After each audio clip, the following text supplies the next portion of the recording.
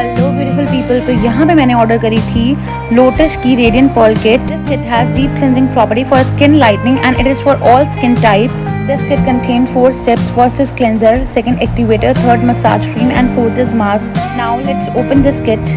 कुछ इस तरह की पैकेजिंग में आया था। 4 स्टेप्स थे इसके अंदर। तो पहला था इसका स्क्रब की फ्रेग्रेंस बहुत ही अच्छी थी, बहुत ही माइल्ड स्क्रब था। सेकंड था एक्टिवेटर बहुत ही स्मूथ था और ये मेलानाइन प्रोडक्शन को कम करता है, कंट्रोल करता है। और थी ultra luxury cream and fourth is radiant mask. और यहाँ पे इसकी क्वांटिटी दी गई है, सभी 50 ग्राम्स के हैं एक्सेप्ट एक्टिवेटर और इसकी MRP है 950 और ये मैंने परचेज किया था सेल में। Okay bye guys, thanks for watching, bye bye.